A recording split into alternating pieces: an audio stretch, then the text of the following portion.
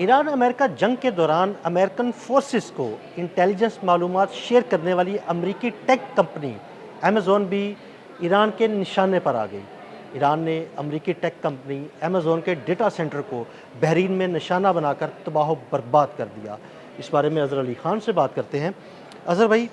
अमेरिकी फ़ौजी अड्डे तो उसके निशाने पर थे ही, उसने अब अमेज़ॉन पे भी हमला किया है, उसका जो डेटा सेंटर था उसको तबाह किया है। ये सब कैसे हुआ? असल में अमरीकी फ़ौज क्या कर रही है, वो अमेज़ॉन को इस्तेमाल कर रही है, वो स्टारलिंक को इस्तेमाल कर रही है, अपनी टेक्नोलॉजी कंपनीज़ को इस्तेमाल कर रही है। और वो टेक्नोलॉजी कंपनीज़ दुनिया भर में तो ये बताती हैं कि हम क्लाउड कंप्यूटिंग कर रहे हैं, हम डाटा प्रोसेसिंग कर रहे हैं, डाटा स्टोरेजेस कर रहे हैं, लेकिन वो कर ये रहे होते हैं कि वो पीछे से मिलिट्री जो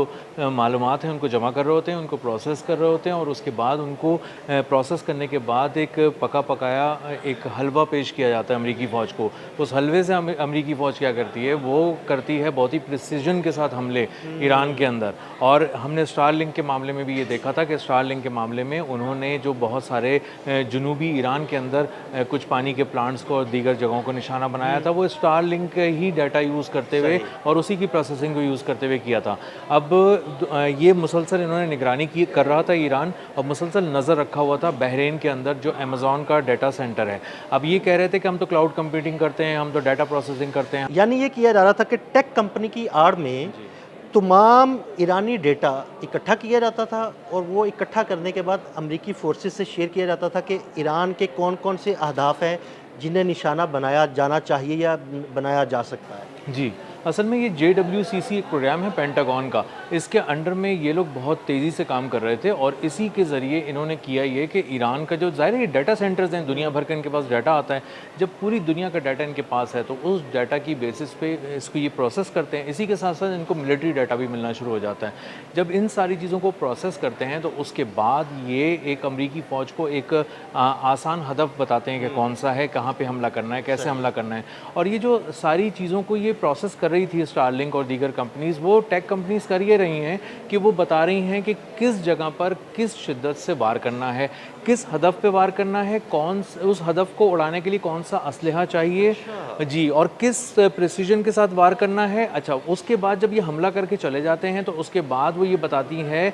कि यहाँ पे सैटेलाइट इमेजेस के ज़रिए उन सब चीज़ों को देखना शुरू करते हैं। तो पोस्ट अटैक एक रिपोर्ट बनती है और बताया जाता है कि मिसाल के तौर पे अगर आपने किसी एक जगह पे हमला करके फला चीज़ को तबाह किया है तो आप ये मत समझें कि वो तबाह हो गई है, उसमें कुछ चीज़ें अभी रह गई हैं बाकी, तो आप एक और हमला प्लान करें, वो इस वक्त करें। इस वक्त ज़्यादा लोग वहाँ मौजूद होते हैं या ज़्यादा डाटा होता है या ये ज़्यादा मौजूद वक्त है, और उसके बाद अब आप हथियार भी तब्दील कर लें। अब आप ये वाला हथियार यूज़ करें जो आपने पहले यूज़ किया था, वो मत कीजिएगा। सर भाई, बड़ी तफसील के साथ डाटा जो है ना वो शेयर किया जा रहा है। जी जी, ये समझिए, ये दिल की धड़कन है, ये हर चीज़ है, मतलब पत्ता खड़के या दिल धड़के, वो वाली बात है, दोनों चीज़ों की उनके ऊपर नज़र होती है। तो ये सारा डाटा इस्तेमाल करके ईरान के ख़िलाफ़ भी इस्तेमाल हो रहा है, और उसमें मिलिट्री डाटा को अगर आप ऐड कर लें तो सोचें वो कितना कातिल डाटा होगा कि जिसकी बुनियाद पर ये प्रोसेस करके जदीद तरीन मशीनों के ज़रिए और कंप्यूटिंग के ज़रिए ये बताते हैं कि कहाँ वार करना है, कैसे वार करना है, किस तरह की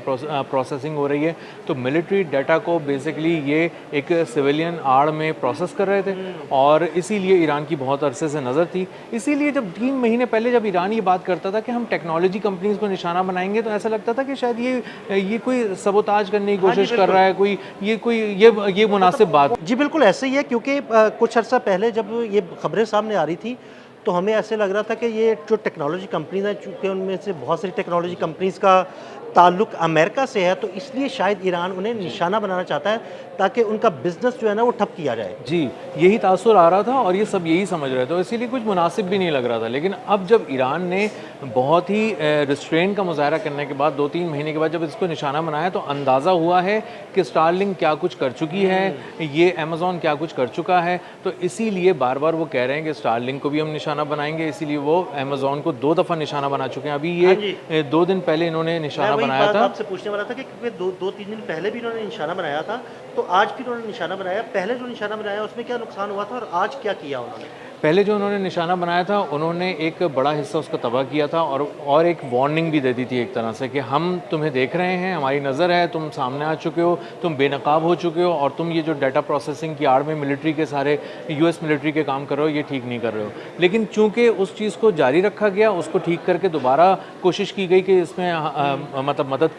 की जाती रहे फ़ौज की, इसलिए ईरान ने आज उसको दोबारा 2 दिन के बाद निशाना बनाया है और उन्होंने कहा है कि हमने अपना जो बाकी मानदा काम था वो मुकम्मल कर लिया है। आज तो यही कहा जा रहा है कि मुकम्मल तौर पर तबाह कर दिया। जी, उसको मुकम्मल तौर पे तबाह कर दिया। उसकी कुछ सैटेलाइट इमेजेस भी आ रही हैं, उसके ऊपर भी डिस्कशन लोगों की चल रही है कि ये ठीक है या नहीं है। लेकिन बहरहाल इतना ज़रूर पता चल रहा है कि उस पे आज हमला किया गया है, बहरीन में हमला किया गया है और उसकी बड़ी फैसिलिटी को मुकम्मल तौर पर तबाह कर दिया है। अच्छा अदर भाई, जिस तरह आपने बात की कि वो मिलिट्री इंस्टॉलेशन जो है ईरान की, उनकी सारी इन्फॉर्मेशन जो है ना वो अमेरिका तक पहुंची थी, तो लेकिन मेरा ख्याल है कि जो सिविल इंफ्रास्ट्रक्चर है ना, जिसको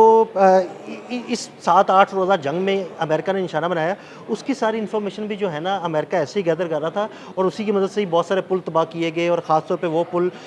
भी तबाह किए गए जो ईरान को रशिया और चाइना से जोड़ते हैं। बिल्कुल ऐसे ही है। इस बार ये कर रहा है अमेरिका कि शहरी इंफ्रास्ट्रक्चर को भी निशाना बना रहा है। इसका मतलब ये है कि वो बराह रास्त ईरान की फ़ौज के साथ साथ ईरान के अवाम को भी हिट कर रहा है। अब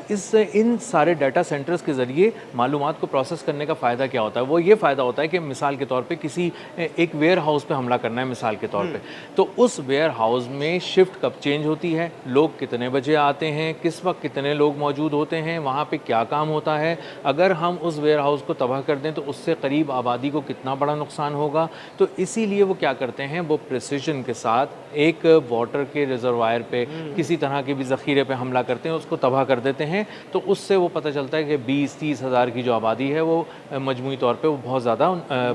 मुतासर हो गई, परेशानी हो गई, उनको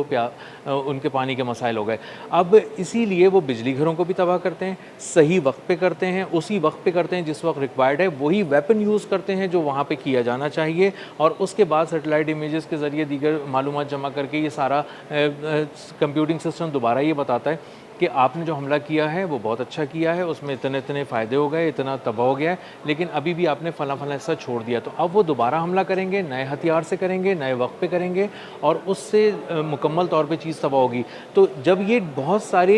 जो अहदाफ होते हैं उनमें से चुनकर ये चंद रखते हैं सामने ताकि ईरान को भी उतना ही नुकसान पहुंचाया जाए जितना इस वक्त अमेरिका के लिए ज़रूरी है। इसीलिए अमेरिका आप देखें कि कभी वो बिल्कुल ही मुख्तलिफ जगह पे हमला करता है, कभी वो बिल्कुल ही साहिल की तरफ करता है, कभी वो किसी शहर में घुस जाता है, कभी वो किसी खुज़िस्तान की तरफ चला जाता है। तो इससे अंदाज़ा ये होता है कि वो बिखेर कर काम कर रहे हैं और बिखेर कर काम करने के लिए उनके पास सिर्फ सेटेलाइट नहीं है, उनके पास ही एक क्लाउड कंप्यूटिंग की सहूलत, डाटा प्रोसेसिंग की और स्पेशलाइज्ड किस्म के सिस्टम्स की भी जो दस्तयाबी है ये है। और इसी के ज़रिए जब वो सारी चीज़ों को प्रोसेस कर लेते हैं तो वो एक आम से डाटा से लेके सैटेलाइट इमेजेस से लेके मिलिट्री के इनपुट से लेके हर चीज़ को जब प्रोसेस करते हैं तो एक बहुत ही कॉन्क्रीट इन्फॉर्मेशन आती है और उस पर जब आप हमला करते हैं तो अचानक सब हैरान रह जाते हैं कि इतनी प्रिसिजन के साथ ऐसी टाइमिंग के वक्त और इस मौके पर ये हमला जो किया गया है तो इससे बहुत ज़्यादा नुकसान अच्छा, एक मुख्तसर सा मुझे जवाब दीजिएगा कि इस डाटा सेंटर के तबाह होने के बाद आपको क्या लगता है कि ये अमेरिका के लिए कितना नुकसानदेह साबित हो सकता है? ये अमेरिका के लिए बहुत नुकसानदेह है, अमेज़ॉन के लिए बहुत बड़ा झटका है। अमेज़ॉन को ये बात समझ में आ गई कि वो मिलिट्री पर्पज़ के लिए उसको अपनी फैसिलिटी यूज़ नहीं करनी चाहिए और साथ साथ स्टारलिंक को भी पैगाम चला गया है कि जो तुम्हारा डाटा सेंटर है वो इन सब चीज़ों के लिए इस्तेमाल हुआ तो उस पर भी हमला होगा और अबू धाबी का स्टारगेट जो 1 गीगावाट का है उसके लिए भी ये बहुत बड़ी वार्निंग है।